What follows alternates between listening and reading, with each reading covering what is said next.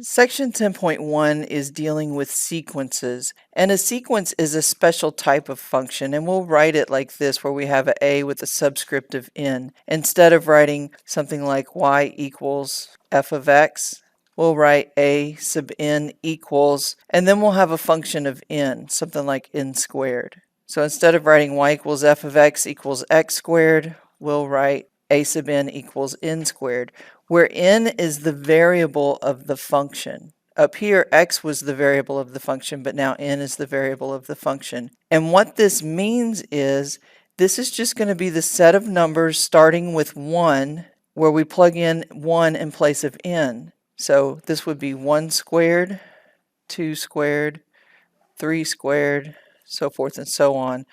But we wouldn't write it like that. We would write 1, 4, 9, 16, 25. You get the idea. The domain of this function is all real numbers, where x can be any number we want it to be. But for a sequence, the domain is going to be the set of natural numbers. And the set of natural numbers are the numbers that you learned in kindergarten. They do not start at 0, they start at 1. When you were in kindergarten, you didn't start learning to count by counting with 0, right? So we would say this would be the set of numbers. They're integers that are positive. It's the set of numbers from 1 to whatever, where we're looking at the consecutive numbers that are positive and not equal to 0. Sequences always start with n equals 1. It's a foregone conclusion that that's what's happening.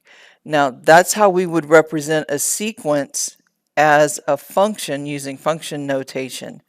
We can also represent a sequence as a set of points on a real number line, or as points on a plane if we're looking at two-dimensional objects. So if my sequence here, a sub n, is equal to the square root of n, the square root of 1 is 1, the square root of 2 is 1 point something, the square root of 3 is 1.7, square root of 4 is 2, so forth and so on. And we could plot the numbers here along a horizontal axis. If you wanted to go into 2 dimensions, you would just plot the points where you'd use the x-axis as the integers from 1 to infinity, and the y-axis would be then the y values, what you get when you took the square root of 1, 2, 3, 4, 5, and so on. Here's the sequence a sub n equals 1 over n.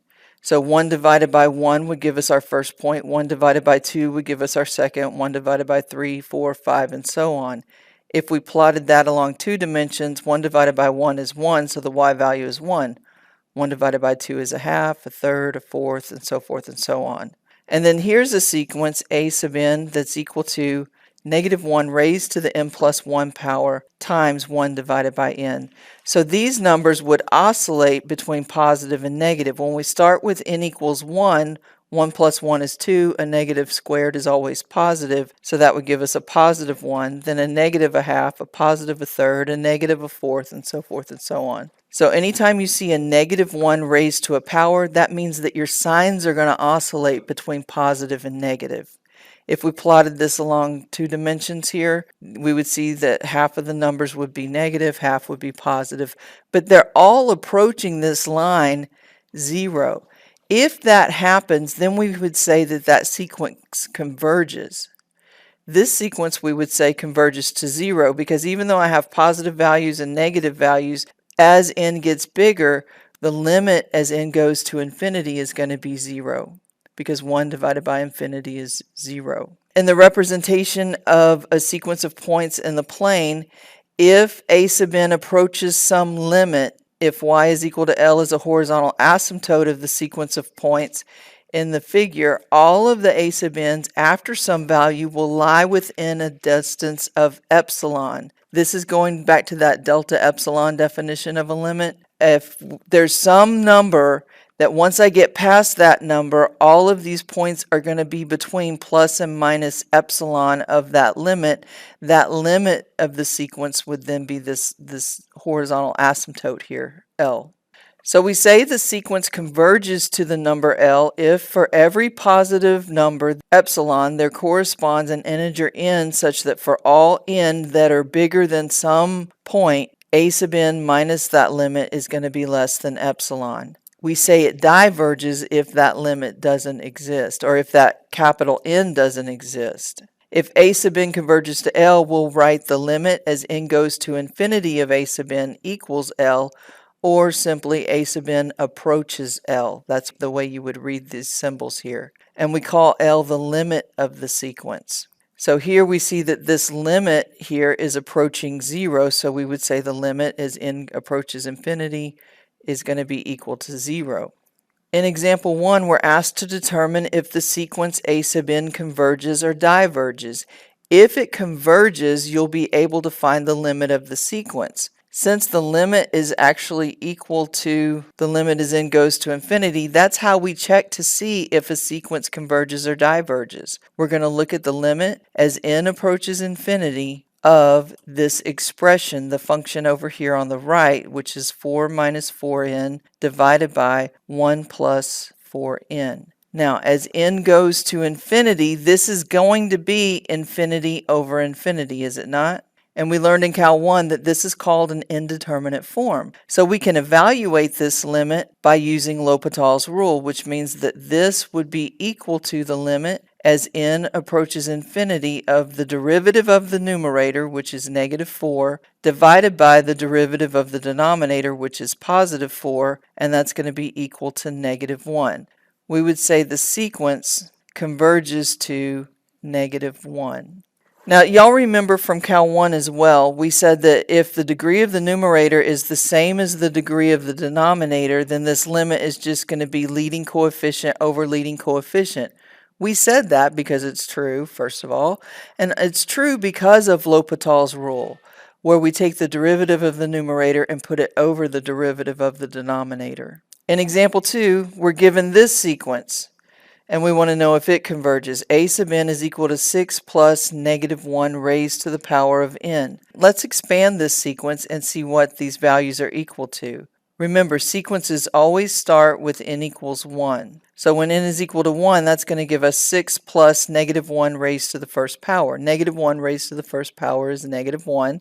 So this would be 6 plus negative 1, which is 5. When n is equal to 2, we get 6 plus negative 1 squared. Negative 1 squared is 1, so that would be 6 plus 1, and we would get 7. When n is equal to 3, we see that this power is once again odd, so this number would be 5. And what's going to happen as we go out for more and more powers of n? It's just going to keep repeating 5, 7, 5, 7, so forth and so on. So does this limit exist? Is there a limit as n goes to infinity that this is going to approach? No. Therefore, we say that this sequence diverges as n goes to infinity. Remember, the 3 dots we stole from the English department. It means therefore. This diverges because this sequence oscillates between 5 and 7.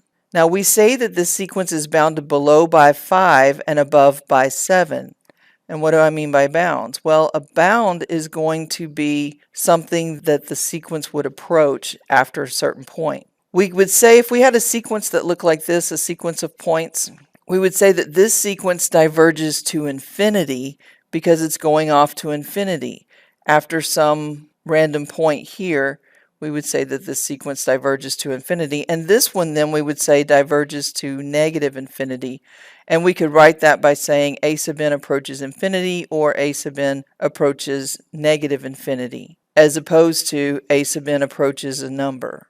This one doesn't approach either infinity, negative infinity, or a number. It diverges because it oscillates. It's not approaching any one number as n goes off to infinity. When we evaluate sequences to see if they converge or diverge, what we're going to do is we're going to look at the limit as n goes to infinity of that sequence. So anything we can do with limits, we can do with sequences. So the rules for sum, difference, constant multiples, so forth and so on, they all still apply to sequences just like they did to limits. Theorem 1 says, let's let a sub n and b sub n be the sequence of real numbers, and let's let capital A and capital B be real numbers. The following rules hold if the limit as n goes to infinity of a sub n is equal to a, and if the limit as n approaches infinity of b sub n is equal to b. The sum rule says that the limit as n approaches infinity of the sum of two sequences is going to be equal to the sum of the limits. Likewise, the limit of the differences of two sequences is going to be equal to the differences of the limits. And if you have a constant times a sequence, that limit will be equal to the constant times the limit of b. And then the product rule holds as well. If we have the limit as n approaches infinity of a product of two sequences, that will just be the product of the limits. And same for the quotients, provided that b is not equal to 0. Because remember, the first commandment of mathematics is thou shalt not divide by 0.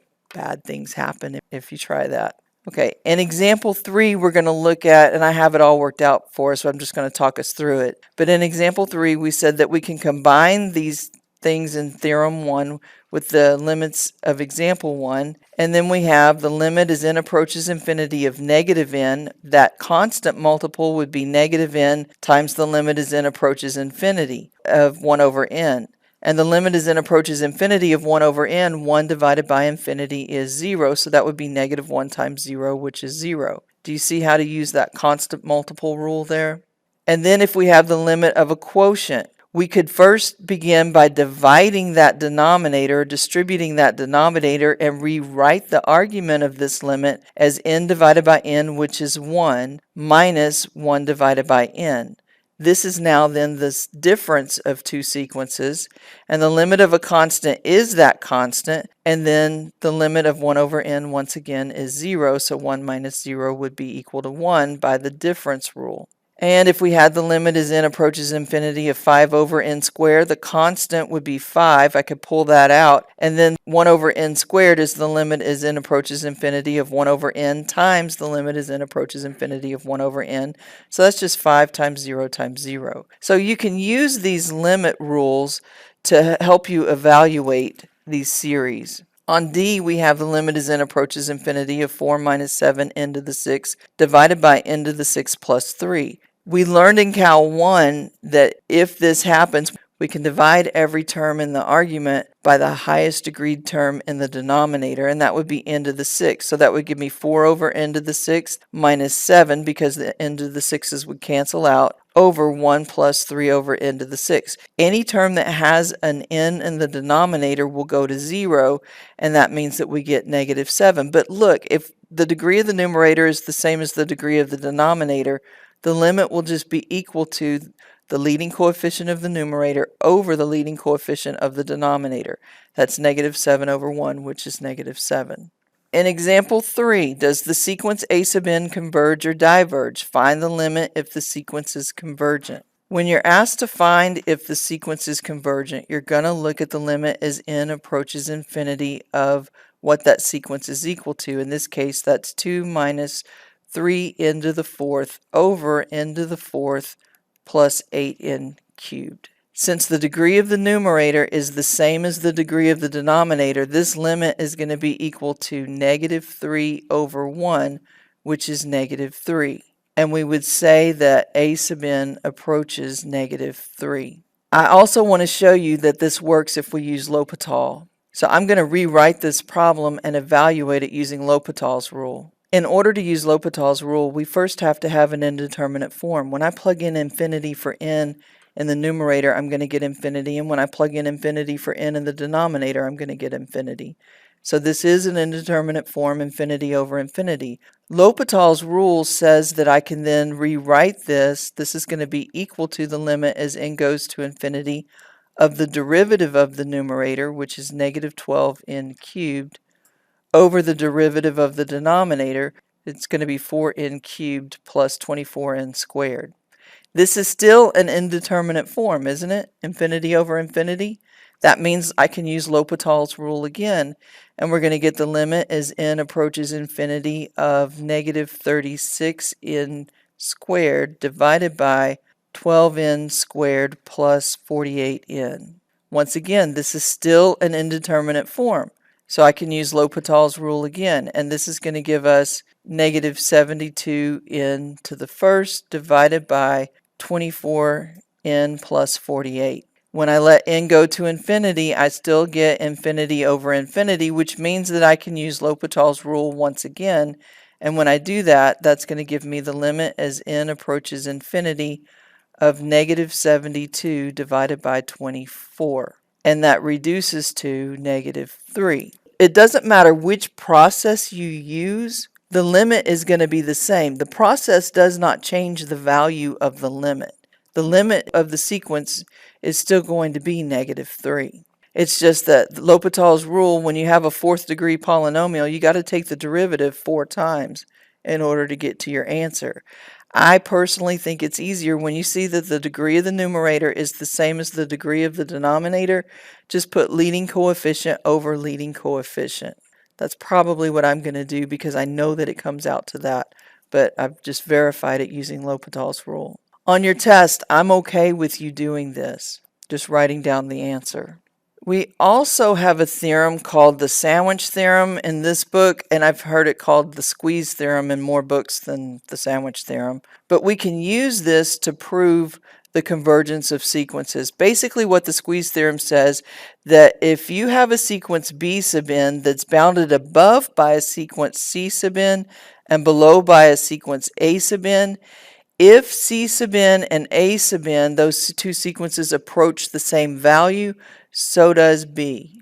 We use this to determine whether a sequence converges or diverges if it has sines or cosines in it. Let me show you how we would use this theorem in order to show whether or not A sub n converges here. First of all, we're going to write A sub n as a sequence, and I need to find an upper bound and a lower bound. So I'm going to leave the denominators the same here, and sine oscillates between what two values? It oscillates between -1 and 1. Well, if this converges to a number and this converges to the same number, the sandwich theorem or the squeeze theorem will give us then that this sequence converges to that same number. So what I do is I set up my sequence in the middle, bounded between -1 over the denominator and +1 over the denominator, because sine oscillates between -1 and 1. So then I'm going to look at the limit as n approaches infinity of -1 over 6 to the n. Well, as n goes to infinity, what is this approaching? It's approaching 0. And then I'm also going to look at the limit as n approaches infinity of +1 over 6n, and 1 divided by infinity is 0. So since these are approaching the same thing, what I can say is A sub n is also going to approach 0 by the squeeze theorem or the sandwich theorem. Squeeze is shorter to write, so I like using the squeeze theorem. I've seen it written both ways. This is a theorem that you want to use when you're asked to check the convergence of a sequence that has either sines or cosines in it. Theorem 3 is the continuous function theorem for sequences. It says let A sub n be a sequence of real numbers if that sequence approaches a limit and if f is a function that is continuous at that limit and defined at all values of A sub n, then we would say also that the f of A sub n is also going to approach f of that limit. We can use this if we've got squares, square roots, or some other function of a limit. Theorem 4 says that suppose f of x is a function defined for all x's greater than n sub 0. N sub 0 is just an initial value, some initial value, and that the sequence is a sequence of real numbers such that A sub n is equal to f of n for some n greater than some initial value. Then we would say the limit as x approaches infinity of f of x is equal to L implies that the limit as n approaches infinity of A sub n is equal to L. This basically says that you could rewrite your sequence as a function of x and look at the convergence of that function of x. Theorem 5 is a sequence convergence to the limits listed below. These following 6 sequences, I'm not going to make you prove, you can use them. The limit as n approaches infinity of the natural log of n over n is equal to 0. That's true because remember in chapter 7 when we were talking about big O, little o, and whether or not which function dominates? The natural log function is a function that looks like this. It's increasing everywhere, but it doesn't increase near as fast as the function y equals x. That means the denominator is growing faster than the numerator, and that's why this ratio here is equal to 0. If the denominator gets bigger faster than the numerator, that limit is going to be equal to 0. The limit as n goes to infinity of the nth root of n is going to be equal to 1. So we're changing not only the radicand, we're also changing the index. That's going to be equal to 1. The limit as n goes to infinity of x raised to the 1 over n is also equal to 1, provided that x is bigger than 0. And the limit as n goes to infinity of x to the n is equal to 0, provided that x is a proper fraction. This means that x is a proper fraction. Number 5, I need you to memorize because it comes up on exams. The limit as n goes to infinity of 1 plus x over n raised to a power of n is the limit definition of e to the x. This limit is equal to e to the x. This one needs to be memorized. And then lastly, the limit as n approaches infinity of x to the n over n factorial is equal to 0 for any value of x. Have y'all seen this notation before, the factorial notation? Some yes, some no. N factorial is a really big number. The way we would write it is it's n times n minus 1 times n minus 2 times all the way down until you get to 3 times 2 times 1. These numbers get really big really fast. So it doesn't matter what x is, fraction, not fraction, whole number, exponential, whatever. The factorials, they're going to get bigger faster than any other expression that we're going to be looking at. So this will be equal to 0. Now I mentioned it earlier about a sequence being bounded. We say that a sequence is bounded above if there exists a number m, capital M, an upper bound, such that a sub n is less than or equal to m for all values of n. The number m is an upper bound for the sequence a sub n. If m is an upper bound for the sequence but no number less than m is an upper bound, then m is the least upper bound. That means that if there's not another upper bound that's lower, then m would be the least upper bound. This little m here would be a lower bound if every term in the sequence is greater than that. And it would be the least or the greatest lower bound if there's not another number that would be bigger than that. Notice up here in example 2, I said that 5 would be a lower bound and 7 would be an upper bound because this function is oscillating between those two values. A sequence a sub n is non-decreasing if a sub n is less than or equal to a sub n plus 1 for all values of n. So that means that a sub n would be smaller than the next number, would be smaller than the next number. This is non-decreasing. We don't call it increasing because these two values could be equal. We just say that it's non-decreasing. In your mind, it's okay to think about that as increasing, but we call it non-decreasing. And if you end up going to grad school and majoring in math and you have to take other courses, you'll be using concepts and definitions like this to prove things. So it's very important that you be precise in your definition. The sequence is non-increasing if we reverse the direction of the inequalities. You can think of that as decreasing, but it's not really because we can be equal to the next term. The sequence a sub n is monotonic if it is either non-decreasing or non-increasing. Now that's important because we have a theorem that says if a sequence is both bounded and monotonic, then the sequence converges. The sequence we had in example 2 that oscillated between 5 and 7 was bounded, but it was not monotonic. It wasn't increasing continuously or decreasing continuously. It was bouncing between two things. Both of these conditions have to exist in order to guarantee convergence. Let's look at another problem. In example 5, it says, does the sequence a sub n converge or diverge? Find the limit if it's convergent. How did we find whether or not a sequence converges or diverges? What does that mean for us to do?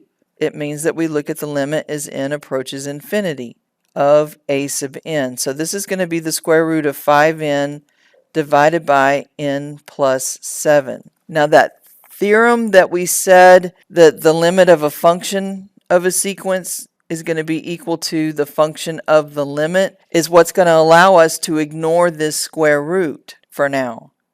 This is going to be equal to the square root of, as n goes to infinity, I've got 5n over n plus 7. That's infinity over infinity, which means I could use L'Hopital's rule to evaluate this limit. So the derivative of the numerator would be 5, the derivative of the denominator would be 1, and we would say that this is equal to the square root of 5. So what we would conclude here is that a sub n converges to the square root of 5. In example 5, did you notice how I was using this theorem right here, the continuous function theorem for sequences? We had a sequence that approached a number. Actually, I think I'm using theorem 4. We're using theorem 4 in example 5. It says, suppose that f of x is a function defined for all x's and that the sequence of real numbers such that a sub n is equal to f of n. In example 5, I was letting a sub n be equal to the square root of this function right here. So I just checked the convergence of this function right here and saw that that was going to be equal to 5. So the square root was on the outside. I left the square root on the outside, and that's what meant that my sequence converged to the square root of 5. It makes taking the limit or finding the limit so much easier. All right, in example 6, we're asked to determine if the sequence converges or diverges and then find the limit of the convergence. This I could rewrite as the limit as n approaches infinity. 0.01 is equal to 1 over 100, and that's raised to a power of 1 over n. This is a constant. What happens as n approaches infinity of 1 over n? That's equal to 0, so that's going to be 1 over 100 raised to a power of 0, and anything raised to a power of 0 is 1. So what we would say is that a sub n converges to 1. But you need to show the work. Don't just give me the answer. On your tests, I will be grading your work, not the final answer necessarily. I mean, yeah, I'm grading the final answer, but that's not all I'm looking for. I need to see the work that supports your answer. When I created the notes for this section, I forgot to put in some examples with recursive formulas. You are asked to find a sequence, list the first 5 terms of a sequence of recursive formulas. So what I'm going to do is I'm going to take 2 problems out of the book and we're going to go through those so I can show you how to do them. I selected the even number problems, so I'm not taking homework problems away from you. So in number 8 in the book, it says we're told that a sub 1 is equal to 1, and then a sub n plus 1 is equal to a sub n over n plus 1. And the instructions are to write the first 5 terms of the sequence. If you're asked to write the first 5 terms of the sequence, what do we start with? N equals what? We start with n equals 1. And then the next term would be with n equals 2, n equals 3, n equals 4, and n equals 5. Actually, we don't have to go to 5 because we're given a sub 1, aren't we? We're told a sub 1 is equal to 1. When n is equal to 1, I'm going to go to this formula, and I get 1 plus 1. Well, 1 plus 1 is 2. So in this formula, I'm going to replace n with 1. So that gives me a sub 1 divided by 1 plus 1. Well, what was a sub 1? A sub 1, we were told, was 1. And 1 plus 1 is 2. So that means that a sub 2 is going to be equal to a half. Do you see what I did there? You were told this. You have to be told what the starting point is.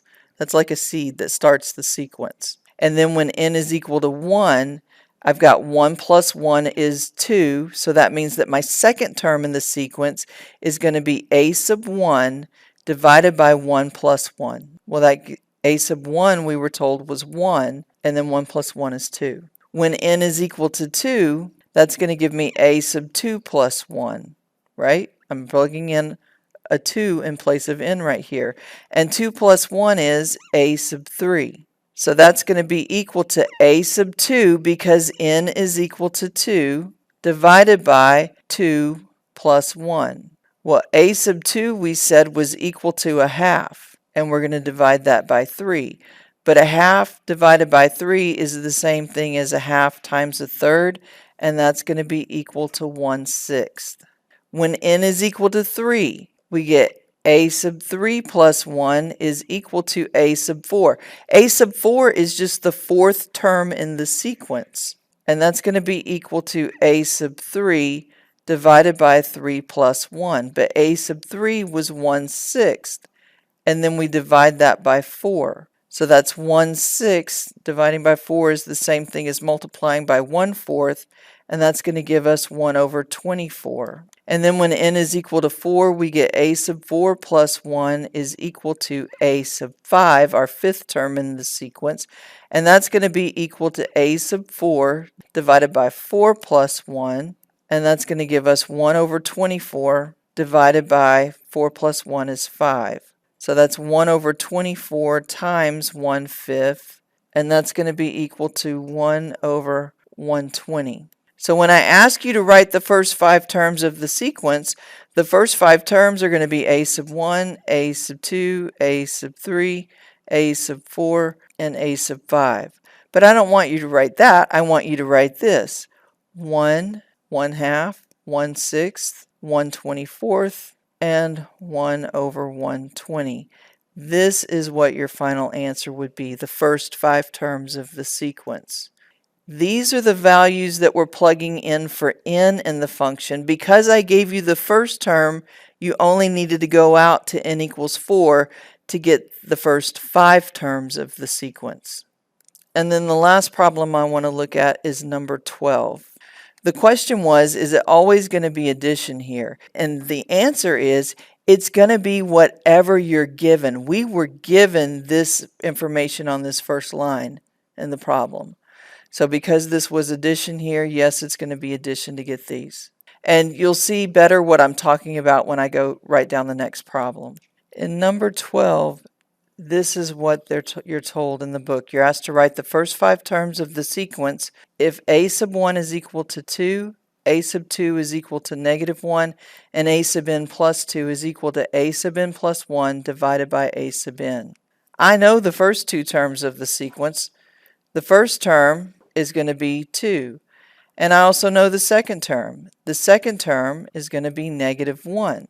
But to get the third term, that's where I start with what I'm going to let n be equal to. And I only need to go out to n equals 3 because I already have 2 terms and I was only asked to find 5. So this is the first 2 terms right here. This is the recursive function that I'm going to use to figure out what the next term is.